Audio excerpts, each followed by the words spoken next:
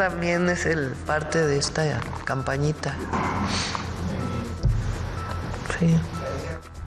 Drones de la CIA. CNN, New York Times y Washington Post simultáneamente revelaron que drones de la Agencia Central de Inteligencia de Estados Unidos realizan sobrevuelos en México para vigilar a los cárteles. La presidenta Claudia Sheinbaum lo consideró solo una campañita. Trump ofreció ayuda para combatir a los narcos. Y mi hermano fue secuestrado por Policía Judicial del estado de Nayarit. Estaba secuestrado por 23 días. Y así es como me pusieron directamente con el Chapo. Margarito y el Chapo. En la segunda entrega del testimonio del ex aliado del cártel de Sinaloa y colaborador de México y Estados Unidos, Margarito Flores, relató cómo se generó su amistad con Joaquín el Chapo Guzmán tras haber secuestrado a su hermano. Yunes en Morena. El senador Miguel Ángel Yunes, que hasta finales de noviembre quería seguir en el PAN, se afilia a Morena, arropado por Adán Augusto López y Gerardo Fernández Noroña. Desde Veracruz, gobernadora y partido reclaman la adscripción incómoda. Te juro que así como hiciste sufrir a mi perrito Salchicha, así la vas a pagar, así te va a ir, ojalá no te vea porque te mato, idiota. Paro veterinario. Médicos veterinarios marcharon en distintas ciudades del país en protesta por malos tratos y amenazas recibidas. Exigieron justicia por compañeros que han sido asesinados.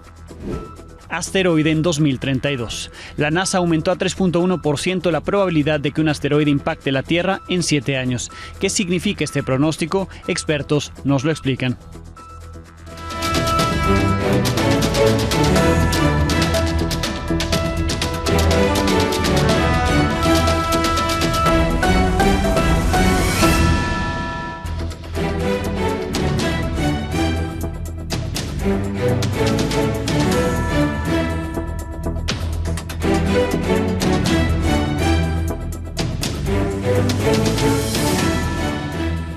Muy buenas noches. 3 medios de comunicación de Estados Unidos de forma simultánea publicaron que la Agencia Central de Inteligencia, la CIA, intensificó sus acciones de espionaje en México contra los cárteles mexicanos. Se trata de la cadena de televisión CNN y los periódicos The New York Times y Washington Post, los 3 medios de ese país más consultados en México. Más claro de dónde viene el mensaje no puede estar. De acuerdo con las publicaciones, las misiones de la CIA no están autorizadas por México y su objetivo es rastrear laboratorios de fentanilo a través de los drones que utilizan. La cadena CNN detalló que se trata de vuelos para espiar a los cárteles a través de misiones que fueron notificadas al Congreso de Estados Unidos con un protocolo especial de programas que la CIA pretende ocultar o negar. Las misiones, según CNN, se realizan en el espacio aéreo mexicano, a diferencia de los vuelos de espionaje frente a la península de Baja California documentados hace unos días. El diario The New York Times agregó que se trata de la campaña más agresiva del gobierno de Trump contra los cárteles mexicanos, a través de un programa que inició en el gobierno de Joe Biden y que ahora con Trump se intensificó. El diario también señaló que los drones no están autorizados para realizar ataques aéreos, pero que pueden adaptarse para eso, si se requiere. New York Times aclaró que oficiales de la CIA transmiten los datos recopilados a funcionarios mexicanos. En tanto, el Washington Post citó al mismo vocero de la CIA consultado por CNN, quien sin confirmar los vuelos encubiertos aseguró que contrarrestar a los cárteles es una prioridad para la CIA actualmente. En el texto también se incluye a un ex embajador de Estados Unidos en Colombia, quien advirtió que acciones militares más agresivas pueden afectar a Estados Unidos por los conflictos históricos entre ambos países, como la intervención en el siglo XIX. Al ser cuestionada al respecto de estas publicaciones, la presidenta de México, Claudia Sheinbaum, se limitó a decir que había una campañita, sin especificar si se refería a la publicación simultánea de los 3 medios o a las acciones de espionaje de la CIA. También es parte de esta campañita. Sí.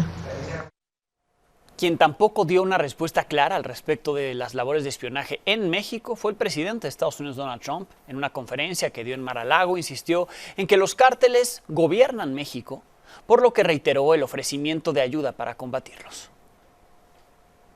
What can you tell us about the CIA drone flights over Mexico? Is this the next step in the war against the cartels? Well, we're going to see. Should they have authority to take lethal action? Mexico's allowed a tremendous number of people to go through their country into ours, and even people coming from Mexico, and illegals, totally illegal.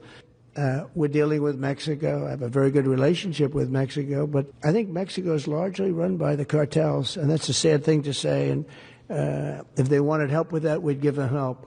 But Mexico, if you look at what's gone on with Mexico for years now, but now especially, it's run by the cartels. México está gobernado en gran medida por los carteles, así dice Donald Trump. Esa acusación, sin prueba alguna, pero así el presidente de Estados Unidos declarando eso. ¿Cómo son estos drones que estarían espiando a los cárteles mexicanos? Se trata de modelos MQ-9 Reaper, conocidos como el Segador. No son cualquier dron, sino aviones no tripulados que han sido usados, por ejemplo, contra terroristas en Medio Oriente.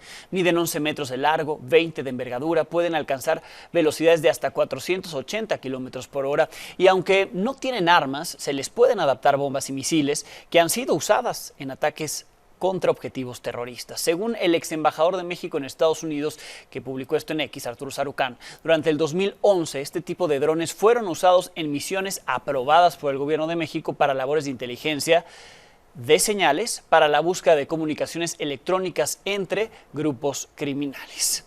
En este contexto, esta tarde la presidenta de México, Claudia Sheinbaum, se reunió en Palacio Nacional con el secretario de Defensa, Ricardo Trevilla, y el canciller Juan Ramón de la Fuente para abordar temas de seguridad en la frontera con Estados Unidos. En más de esa conferencia de Donald Trump, ya dijo de cuánto será el arancel que impondría a los autos. Del 25%. Dijo que dará más detalles el 2 de abril, cuando supuestamente iban a entrar en vigor esos aranceles a los autos. Car plants are being canceled in other locations now because they want to build them here. And you read about a couple, not that I want to mention names or anything, but you read about a couple of big ones in Mexico just got canceled because they're going to be building them in the United States. And that's very simply because of what we're doing with respect to taxes, tariffs, and incentives. Mr. President, have you decided specifically what the auto tariff rate should be? Yeah, I probably will tell you that on April 2nd, but it'll be in the neighborhood of 25%. Semiconductors and pharmaceuticals? It'll be 25% and higher, and it'll go very substantially higher over a course of a year. But we want to give them time to come in because, as you know, when they come into the United States and they have their plant or factory here, there is no tariff. So we want to give them a little bit of a chance. El secretario de Economía de México, Marcelo Ebrard, informó que el jueves se reunirá en Washington con su contraparte, Howard Lutnick, que hoy fue ratificado por el Senado como secretario de Comercio. Abordarán el tema de los aranceles. Así lo informó durante la presentación del Consejo Honorario Promotor Hecho en México, en el que participaron artistas, deportistas, empresarios, para promover e impulsar los productos fabricados en México. Ahí Francisco Cervantes, el presidente del Consejo Coordinador Empresarial, explicó que las amenazas arancelarias están dejando en pausa inversiones millonarias. También habló sobre las buenas sensaciones que le dejó la visita que hizo el fin de semana a Washington, donde se reunió con empresarios estadounidenses. Nuevamente celebro hacerlo que todos en equipo jalemos la cuerda para el mismo lado. Y aquí, bueno, pues con todas las secretarias y secretarios jalando para el mismo lado, estoy seguro que vamos a llegar a muy buen puerto y que vamos a salir adelante de esta crisis. Yo vengo llegando de Washington y me dio mucho gusto ver los comentarios hacia la capacidad de Marcelo. Cuando platicamos lo que estamos haciendo en el tema de migración, bueno, de todas las personas que mandan aquí, que nosotros les ocupamos, eso les gustó mucho, porque pues ya no se regresan. A la hora que ya les das una oportunidad en México, pues ya no se regresan. Entonces yo creo que la comunicación es bien importante. Ese es un punto bien importante de la agenda y les encantó oír esta parte, que la repatriación van a tener una oportunidad en México. Obviamente dejar muy claro que es para mexicanos. Uno de los temas que le interesa a Estados Unidos es detener el flujo de migrantes hacia su país. Prueba del trabajo que hacen para lograr su objetivo son las cifras de encuentros, es decir, las detenciones de migrantes justo cuando cruzan la frontera, y son detenciones que hace la patrulla fronteriza. En enero el número de detenciones se redujo 29.116, casi 20.000 menos que en diciembre pasado, y comparado esa cifra con el mes de enero de 2024 significa una reducción de casi 100.000 encuentros entre migrantes y la patrulla fronteriza. El zar de la frontera, Tom Homan, prometió que no se detendrán y que seguirán trabajando para asegurar su frontera, así presumió estas cifras. Looked at the numbers today, Bill. 229 total encounters on the southwest border. 229. Compare that 11,000 a day under Biden. I started in border till 1984. I've never seen the numbers this high. 229 total encounters in a 24-hour period. That is a record. So that's why there's less total arrests, because the border is more secure than it ever has been. I'll be happy once we eradicate them from the United States. México busca convencer a Estados Unidos que también está contribuyendo a ello con los trabajos que está haciendo en la frontera para evitar más cruces fronterizos y también que no lleguen las drogas a ese país para que Estados Unidos no ponga los aranceles que ha amenazado con poner. A 14 días del inicio de la Operación Frontera Norte, las autoridades mexicanas han detenido a 559 personas, asegurado 513 armas de fuego, cartuchos de distintos calibres y cargadores, además 442 vehículos y 62 inmuebles. Dentro de estos operativos, la Secretaría de Marina aseguró y desmanteló 2 narcolaboratorios en Culiacán y Cozalá, esto en Sinaloa. Ambas fábricas de drogas estaban divididas en 15 áreas de concentración de material diverso para la elaboración de metanfetaminas. Si no es suficiente con el reforzamiento que hay en la frontera, también siguen las detenciones de personas buscadas por Estados Unidos. El secretario de Seguridad y Protección Ciudadana, Omar García Harfuch, informó que fueron detenidos en Puerto Vallarta, Jalisco, Aarón y Hong Toa. Extranjeros que cuentan con una orden de extradición están relacionados con los delitos de distribución de fentanilo y posesión de armas. Hace poco más de 6 meses, la DEA emitió una ficha de búsqueda para su detención. Así, el gobierno de México muestra su compromiso con el gobierno de Estados Unidos para capturar a fugitivos buscados en su territorio y pues quedar bien con ese país para que no imponga los aranceles. Le presento la segunda parte del serial sobre Margarito Flores, este exaliado del cártel de Sinaloa que se convirtió en informante tanto de las autoridades de Estados Unidos como en México. Contó a mi compañero Ángel Hernández cómo conoció a Joaquín El Chapo Guzmán, se abrió paso entre los grandes capos.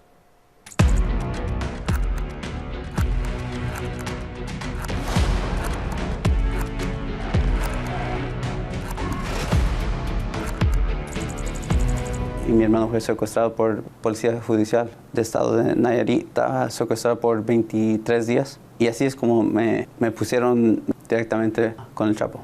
Margarito Flores conoció a su héroe Joaquín El Chapo Guzmán en el peor escenario. Había secuestrado a su hermano porque le debía $10 millones en una compra de cocaína. Yo siempre lo he mirado como uno de niño, ¿no? Cuando tienes un ídolo o quieres conocer un juego de un deporte. Para mí era conocer narcos. Digo, era un gran día para mí en pensar que estaba conociendo a alguien que en mi mundo, ¿verdad? En el mundo de los narcos era como un orgullo. Conocer al Chapo ese tiempo era un orgullo para mí, pero al mismo tiempo era la realidad de negocio que estaba metido. Margarito negoció la liberación de su hermano gracias a que Alfredo Beltrán Leiva, el Mochomo, intercedió por él. Y sin querer consiguió un nuevo contacto en el mundo del narco y del más alto nivel. Los principios era muy firme, eran a los negocios, a lo que era serio. Pero ya con tiempo, ¿verdad? Y la relación que los empezó a conocer a mí y mi hermano, ya empezamos como una relación más común. Y yo siempre he dicho que era más como si yo estuviera hablando con mi papá. Pero al mismo tiempo, buena gente. Humilde, y para mí era el tipo, ¿verdad? Persona de rancho, ¿no? El Chapo no dio el paso en falso. Sabía que Margarito y Pedro eran negociadores natos, con amplio conocimiento en la venta de drogas en Estados Unidos, y ocurrió lo inevitable. Su socio, el Mayo Zambada, pidió conocerlos. Para mí era más humilde que a lo mejor que el Chapo, si los tuviéramos que comparar, de personas más humildes, buena gente, sincero, muy fácil y simple, ¿no? Me recuerda mucho a mi papá. Estaba el campo, ¿verdad? El ganado, y una persona muy buena gente, inteligente y simple. Si hablamos de personas, dos personas muy diferentes, para mí a lo mejor el Chapo era que puede ser un poquito más agresivo en su forma de ser, ¿no? El Mayo era más fácil para negociar, más abierto a oír las opiniones de otros. Siempre estaba como al servicio de acomodarse, ¿verdad? Con uno, como pudiera, digo. Según Flores, entonces no había discordias. Recuerda que viajó personalmente a cerrar algunos negocios con ambos. Que podía llegar a un rancho o ir a la sierra en un avión, llegar a un cerro y ser recibido por un ejército, ¿verdad? Y ser llevado a un lugar. A veces era en el campo, así, en un lugar abierto, así, en el campo. A veces podía ser un ranchito, un cuarto, algo mínimo, que podíamos comer tacos de frijoles al vapor o algo así, algo muy sencillo. A veces podía ser una hacienda, típico de haciendas bonitas, de lujo. Siempre podía ser una cochera que a lo mejor no podías mirar que tenían varios carros, 20, 30 carros blindados con gente. Y a veces podía ser un apartamento en la Ciudad de México. Algo muy sencillo, algo muy que ni te podías imaginar. Sin ejército, sin escolta, sin una persona a lo mejor. Podían tener más personas como anillos de seguridad, pero tú nunca te podías imaginar. Narra que en las reuniones a veces los negocios pasaban a un segundo plano. Toda la gente del negocio, los capos, siempre estaban mirando las noticias. Siempre me acuerdo que siempre había periódicos en las mesas y siempre mirando las noticias. En esos tiempos para mí eran como grandes, ¿verdad? Cuando tus ídolos están contándote historias que tú pensabas que conocías. Y si yo llegaba a una reunión, yo me iba a sentar a un lado de ellos. Digo, yo lo hacía que yo quería estar a un lado de ellos para poder platicar, para poder negociar o a lo que iba. En el Mayo Zambada, Flores encontró una especie de gurú. Me recuerdo que me dijo, ahorita que se puede, hay que echarle chingazos. Cuando hay rachas buenas, hay que darle todo lo que da, porque van a llegar los tiempos que no va a haber y hay que aprovechar ahorita que sí. Y para mí, siendo un negociante, me acuerdo que pensé, ¿los capos tienen tiempos malos? Hoy ese gurú está tras las rejas en Estados Unidos, traicionado por los hijos de su antiguo socio. Con imágenes de Alejandro Aranda para Milenio Noticias, Ángel Hernández.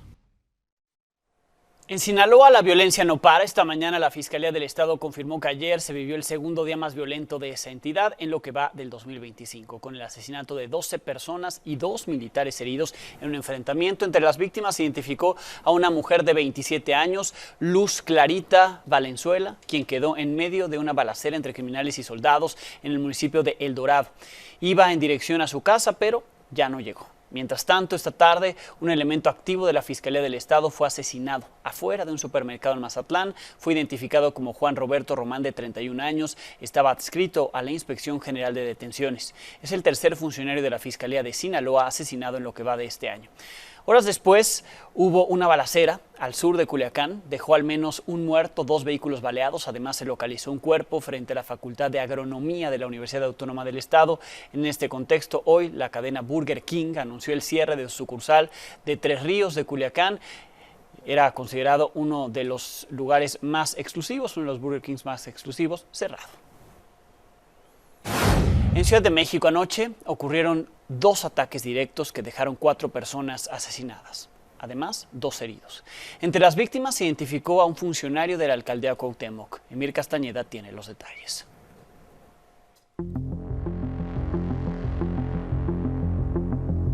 El primero de los 2 ataques ocurridos en la Ciudad de México se registró alrededor de las 9 de la noche en la calle Macenet de la colonia Peralvillo en la alcaldía Cuauhtémoc, cuando 2 sujetos atacaron a una pareja que viajaba a bordo de esta camioneta Nissan Kia, en donde quedaron sus cuerpos.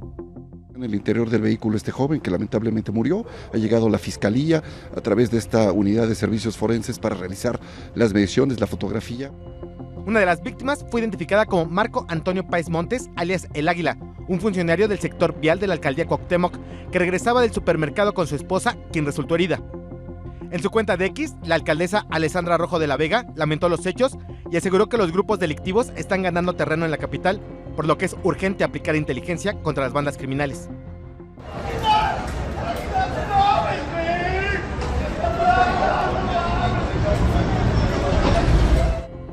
Apenas un par de horas después, se registró el segundo ataque a tan solo 4 kilómetros de distancia en la colonia Morelos de la alcaldía Venustiano Carranza, donde 3 sujetos fueron atacados a balazos cuando se encontraban a bordo de un automóvil negro.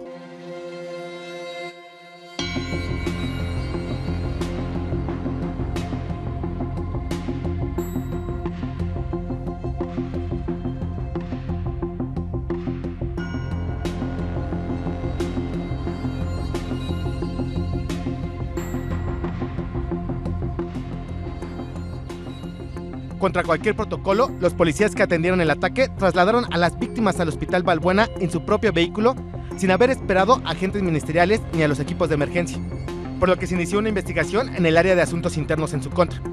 Según información preliminar, los agresores huyeron hacia la alcaldía de Xochimilco y se habrían escondido en la colonia San Lorenzo La Cebada, en los límites con Coyoacán y Tlalpan. En los 18 días que van de febrero se han registrado 49 homicidios en la Ciudad de México, lo que representa el 84% del total que se registraron en enero, según cifras preliminares. Para Milenio Noticias, Emir Castañeda. En información de última hora, en Jalisco, hace unos momentos la Fiscalía del Estado confirmó la desaparición de 8 policías municipales de Teocaltiche. De forma extraoficial, se informó que la mañana de este martes los elementos salieron vestidos de civiles rumbo al municipio de Lagos de Moreno para realizar un trámite. Ya no se supo más de ellos. Después de no saber de su paradero, la Fiscalía inició un importante operativo de búsqueda en distintos puntos del estado sin que este operativo haya sido exitoso, pues no los han localizado. 8 policías municipales desaparecidos en Jalisco, confirma la Fiscalía Estatal. Sobre la elección del Poder Judicial, luego de que el INE dio a conocer algunos errores en las listas de candidatos, siguen saliendo más, después de que el INE difundió los listados que le entregaron. Primero el Senado se lo entregó el 12, hizo correcciones y le entregó otro el 15 de febrero. Por ejemplo, en la lista del 12, la primera que entregó el Senado, no estaban incluidas las 3 ministras Yasmín Esquivel, Loreta Ortiz, Lenia Batres, que quieren seguir en el cargo. Las terminaron agregando en la lista del 15, fuera del plazo legal, y ya con eso se pasó de 75 a 78 candidatos a ministros. En una revisión realizada por Milenio se comprobó que aparece Bernardo Batti, cercano al expresidente López Obrador, actual consejero de la Judicatura, a pesar de que no salió en la tómbola. Él quería competir para ministro de la Corte, pero se le incluye en las listas como candidato al Tribunal de Disciplina Judicial. Además, quienes declinaron a su candidatura siguen apareciendo en algunas de estas listas, como la magistrada Lilia Mónica López, caso que le mostramos ayer en este espacio, y también la ex magistrada Gabriela Villafuerte. Sobre los errores, el presidente del Senado, Gerardo Fernández Noroña, dijo que si hay algunos nombres que no figuran en las listas enviadas por el Senado es porque tienen pase directo a la elección. Aclaró que en el caso de la magistrada Lilia Mónica López, ella renunció a su pase directo como magistrada para el año 2027, pero que no lo hizo para el Tribunal de Disciplina Judicial, que según el senador tienen todos los consejeros de la Judicatura, aunque no hay una línea en la reforma que diga eso. En entrevistas durante el día dijo que las ministras Lenia Batres, Loreta Ortiz, Yasmín Esquivel no aparecieron en la primera lista, pero que se enviaron anexos en los que ya se les incluyó. Al final, por los errores, le echó la bolita al INE, dijo que el trabajo de la Cámara Alta ya concluyó. Ya no tenemos ninguna responsabilidad, ya acabó nuestra función. Vamos a coadyuvar todo lo que quieran, todo lo que nos pidan. No me voy a pelear con el INE, pero sí aclaro cosas, porque están aprovechando, yo creo que me está yendo tan bien políticamente que aprovechan para darme algunos llegues con este tema, pero no tienen razón. La actual consejera de la Judicatura, Lilia Mónica López, respondió en su cuenta de X, dijo que el presidente del Senado no entendió su carta de declinación en la que dice claramente que no aceptaba participar ni en 2025 ni en 2027. Adjuntó ahí el oficio en el cual afirma que declinó postularse a cualquier cargo de elección popular en este o cualquier elección extraordinaria. Como sea, el INE se encuentra recibiendo solicitudes para corregir tanto errores, sobre todo de personas que no quieren aparecer en la boleta. Informó que 222 personas han ratificado la renuncia a su candidatura para la elección judicial. Dijo que estará recibiendo durante las 24 horas del día los oficios para tener la lista correcta y ordenar la impresión de las boletas que, como ayer veíamos, se tiene programada para iniciar el próximo jueves. En Bolivia ya se realizan consensos para revertir una medida similar a lo que está pasando en México, la elección mediante voto popular. En ellos es el caso de los jueces del Tribunal Supremo de Justicia. Hoy hablé al respecto con 2 abogadas que están de visita acá en México, Soraya y Susana, abogadas especializadas en ese país. Allá se elige desde el 2011, o sea, desde el 2009, desde la Constitución de 2009, pero el 2011 ha sido el primer proceso, entonces tenemos como 15 años ya de este mecanismo de elección. Hemos pasado por 3 procesos, cada uno con diversas peculiaridades, pero en este momento este mecanismo no ha sido el idóneo para garantizar sobre todo la independencia y los méritos de las personas electas, ¿no? Entonces, en ese sentido, ahora el debate en Bolivia, ¿no? Es por lo menos en la sociedad civil e incluso en algún sector político y académico, es el intentar reformar este mecanismo, ¿no? Sí, revertirlo porque bueno, no ha tenido en la práctica los efectos deseados, ¿no? Ni ha incidido en poder transformar, digamos, la justicia desde la perspectiva que lo planteaba ya el constituyente, ¿no? Que el poder abrir la puerta para que otras personalidades académicas y profesionales que no han estado inmersos, ¿no? dentro de ese opaco poder judicial, pues puedan entrar con nuevas ideas. Eso no solamente no ha ocurrido, ¿no? Sino que realmente la crisis judicial se ha profundizado. Entonces ahora hay un consenso de que, bueno, tiene que encararse de otra manera este sistema. No solamente está vinculada a un determinado partido, sino que cualquiera que en su momento tome el poder cuenta con esta benevolencia de los jueces elegidos por voto popular por la falta de méritos, ¿no? Otro tema vinculado es la falta de méritos que han tenido todos ellos. No son personas reconocidas, no son personas que hayan tenido una trayectoria profesional destacada dentro de Bolivia, y por eso mismo ha sido muy fácil que puedan ser cooptados, digámoslo así, por el poder político. ¿Cuál es el consenso para que las cosas vayan mejor, tener a los mejores preparados ocupando estas posiciones tan relevantes?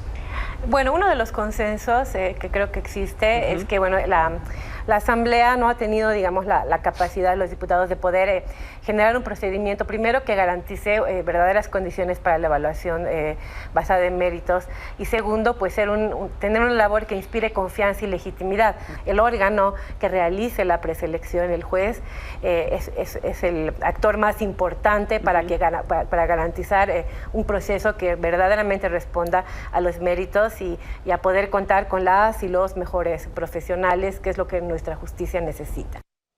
Morena instaló en el Senado un módulo de afiliación al partido. Ya lo había hecho en la Cámara de Diputados hace unos días, ahora lo hace en el Senado.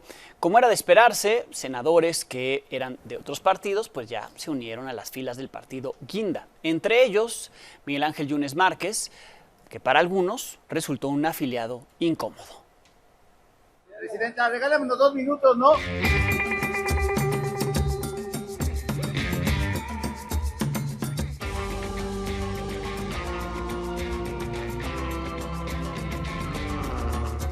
Yo no me había afiliado a partido político desde el PRD, pero decidí afiliarme a Morena para que ya no me anden malmodeando. Venimos a reafiliarnos y a hacer el compromiso también de reafiliar a muchos mexicanos. Miren, ya estoy afiliado a Morena.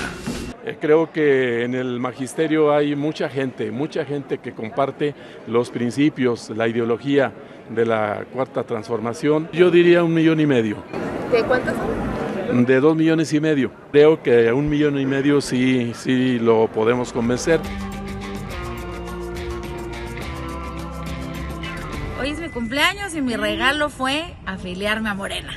Ya di mi cuota de dosis de disciplina partidista y en ese sentido yo ya no pienso volver a pertenecer por ahora a ningún partido político, esa es mi decisión. Bueno, estuvo en la reunión, no sé si ya se afilió, la verdad. No sé qué esté pensando él, la verdad. Esa es una decisión personalísima. ¿Qué lo lleva a afiliarse a Morena, senador? ¿Qué lo motiva?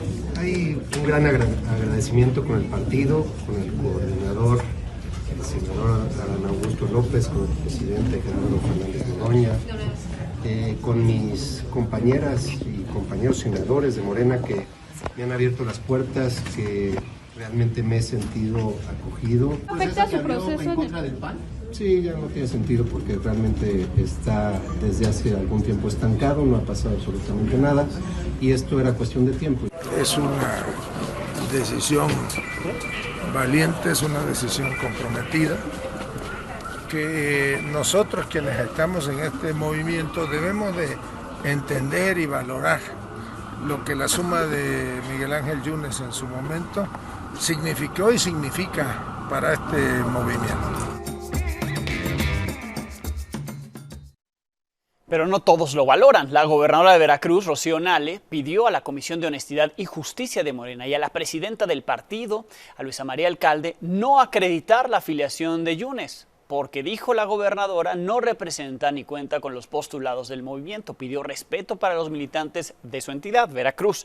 A esa petición se sumó el Comité Estatal de Morena en Veracruz con un comunicado en el que aclaró que no es un refugio el partido para quienes han representado el abuso del poder, la corrupción y la traición a los principios de la Cuarta Transformación. Lo mismo la bancada estatal de Morena, que señaló que existen pruebas que vinculan a Yunes con lavado de dinero y otros delitos, lo que hace inviable su incorporación al partido. Al tema también le entró el gobernador de Oaxaca, Salomón Jara, quien además de pedir que no se incorpore a Yunes, pidió que Morena tampoco incorpore al partido a Alejandro Murat, exgobernador de Oaxaca y expriista, afirmando el gobernador actual que ambos, Yunes y Murat, representan todo lo contrario a los principios y valores de su movimiento. Al respecto del caso Yunes, la presidenta de Morena, Luisa María Alcalde, dijo que según sus estatutos será la Comisión de Honor y Justicia la que evalúe la procedencia y tome una determinación. Valentina Gilibert, la joven que fue atacada por la influencer Marianne hace 2 semanas con un cuchillo, ya fue dada de alta. Va a continuar su recuperación en casa bajo observación médica. En un comunicado emitido por los abogados de la joven, se informó que en relación al proceso legal continúa colaborando con la Fiscalía General de Justicia de la Ciudad de México para esclarecer los hechos ocurridos el 4 de febrero. En el comunicado, Valentina, ahí se cita una frase de Valentina, donde agradece a toda la gente que ha estado pendiente de su caso y también a los medios que lo han difundido. Ahí está lo que ella dice: gracias a toda la gente que estuvo pendiente de mí y de mi salud, a los doctores que me ayudaron a salir adelante y a todas las personas que donaron sangre. Me siento mejor y confiada de que todo va a salir bien. Siempre sentí el apoyo, de verdad, gracias. Ahí dice atentamente Valentina. Estuvo en un coma inducido, en terapia intensiva, en terapia intermedia y ahora, hoy, se fue a su casa. Sobre el caso de Fátima, la pequeña que cayó de un 3er piso de la secundaria donde estudiaba en la alcaldía Iztapalapa, aún sigue en el hospital, está delicada, ha presentado crisis respiratorias y fiebre. La Fiscalía de la Ciudad de México no ha podido interrogarla para saber qué fue lo que ocurrió, pues sus padres no han autorizado que le hagan preguntas por miedo a que se altere, la presionen o incluso la obliguen a dar una versión incorrecta. Y es que no se ha aclarado si a Fátima la aventaron como parte del bullying que sufría al interior de la escuela. Lo único que piden sus padres es que se aplique la ley. De cualquiera de las dos maneras hay un crimen, ¿no? Porque si se aventó, promovida por el mismo bullying, o la aventaron, es lo mismo. Inclusive si las autoridades tenían conocimiento de eso, y si la niña, por ejemplo, en su estado de salud no la cuidaron, pues es mucho mayor que la hayan aventado. Este martes, veterinarios llevaron a cabo un paro nacional de labores para exigir justicia por su compañero Héctor Hernández, quien fue asesinado después de amenazas y extorsiones por no haber podido salvar la vida de una perrita. Agrupaciones y federaciones de médicos veterinarios afirman que el acoso al gremio se da todos los días. Este es un trabajo de Erika Flores.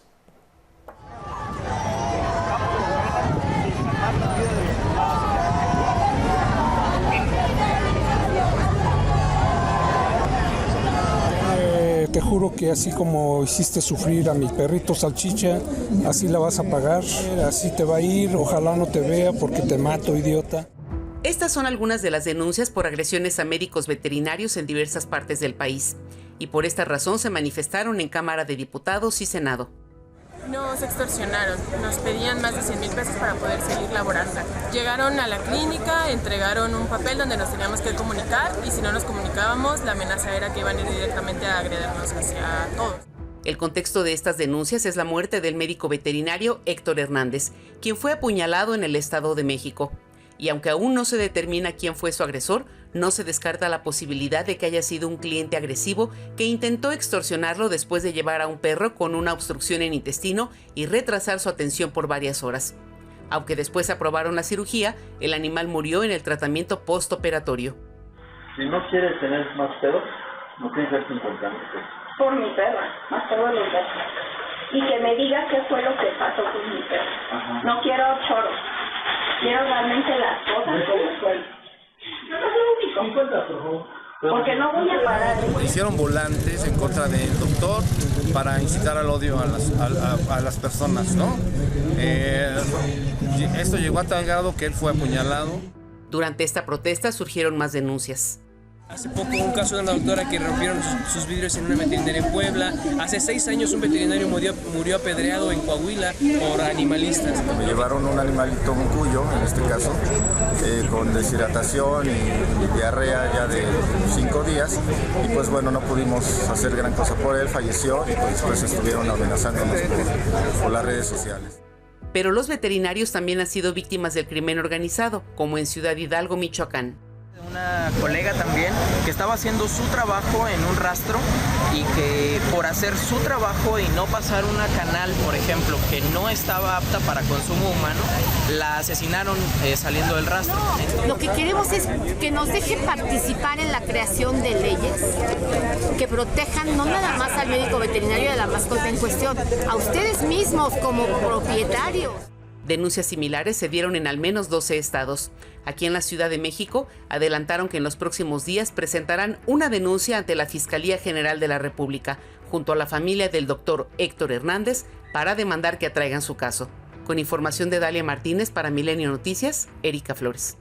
Esta noche y la madrugada del miércoles, el Frente Frío número 28 ingresará sobre el norte y noreste del país. En pantalla pueden escanear este código QR para consultar el clima en su municipio.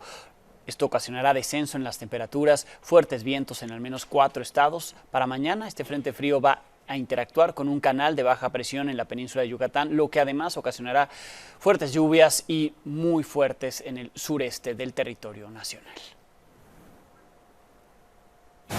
El Papa Francisco continúa hospitalizado luego de ser internado desde la semana pasada por una intensa bronquitis. Hasta el momento, el pontífice canceló sus actividades ordinarias hasta el domingo. El Vaticano informó cambios en su diagnóstico. En un comunicado, la Santa Sede reveló que el estado clínico del Papa es complejo. Añadió que tras la realización de una tomografía padece de neumonía en ambos pulmones, pero que a pesar del cuadro clínico, el Papa está de buen humor, realizando oración y leyendo. El secretario de Estado de Estados Unidos, Marco Rubio, y el ministro de Exteriores ruso, Sergei Lavrov, se reunieron hoy en Arabia Saudita. Ahí informaron que designarán equipos de alto nivel para encontrar una solución duradera al conflicto entre Rusia y Ucrania. Lo hicieron sin Ucrania. Lavrov declaró que Rusia no aceptará que lleguen tropas de otro país a Ucrania, como algunos países de Europa han propuesto. Mientras tanto, el presidente de Ucrania, Volodymyr Zelensky, declaró que no recibió invitación a esta reunión y que no aceptará ningún acuerdo sin la participación de Ucrania y de Europa. Un asteroide recién descubierto podría impactar la Tierra en el año 2032. La NASA aumentó esa probabilidad a poco más de solo el 3%. Lo que convirtió este asteroide al de mayor probabilidad de impacto jamás registrado, pero insisto, solo 3%. ¿Qué significa esto? Mi compañero Juan Pablo Valle nos cuenta.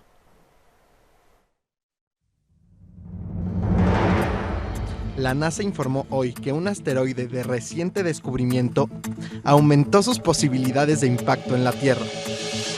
El asteroide 2024 IR4 fue descubierto en diciembre pasado y en ese momento se calculó que tenía una posibilidad del 1% de chocar contra nuestro planeta en el año 2032. Pero ahora aumentó esa posibilidad hasta el 3.1%, convirtiéndose en el más amenazante jamás registrado por la ciencia, de acuerdo con la NASA. La agencia informó que están vigilando el asteroide y utilizará el telescopio Webb, el más potente del mundo, para su estudio. El impacto de energía es equivalente a 7.7 megatons de una bomba. Es 500 veces más que la bomba de Hiroshima. Si cae en una ciudad, pues lo puede destruir la ciudad. Cae en el mar, puede crear como tsunamis. Está aumentando porque están mejorando sus cálculos y cuando ya llegan a un número a estas etapas que ya lo han estudiado bastante, pues están mejorando. Realmente esas aún son muy bajas la probabilidad de que haga impacto con el planeta. Aunque asegura que es poco probable el impacto, el doctor René Ortega Minacata, experto en astrofísica de la UNAM, explicó que lugares altamente poblados podrían verse afectados. Los lugares posibles donde podría ocurrir la interacción incluyen algunos lugares muy densamente poblados. Tomando en cuenta este corredor, hasta ahorita no habría ningún riesgo para nuestro país, pero hay que tener en cuenta que puede ir cambiando. Lo más importante es estimar si realmente va a ocurrir o no un impacto. Para Milenio Noticias, Juan Pablo Valle. Pausa y volvemos. Uno hasta el fondo, Gilgamesh.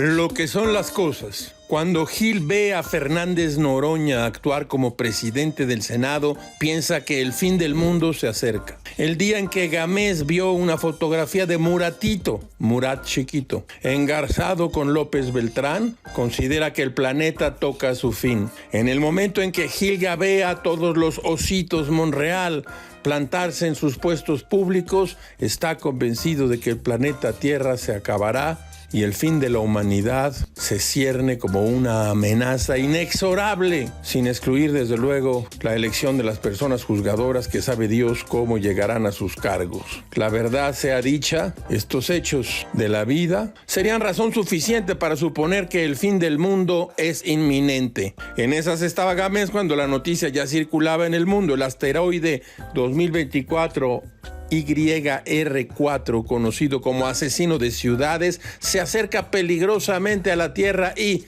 de acuerdo al monitoreo de la NASA, la probabilidad de que impacte este planeta es de 3.1%, porcentaje altísimo según los sabios. Este impacto podría ocurrir el 22 de noviembre de 2032. El pedrusco mide entre 90 y 95 metros de ancho. Así las cosas. Si este accidente ocurriera, no podríamos ver la Champions del año 2032, lo cual sería lamentable. Y además, en ese año, el presidente López Beltrán tendría problemas, muchos problemas. Pero saldría adelante. Todo es muy raro, caracho. Como diría Francisco Cambó, hay dos maneras seguras de llegar al desastre. Una, pedir lo imposible. Otra, retrasar lo inevitable.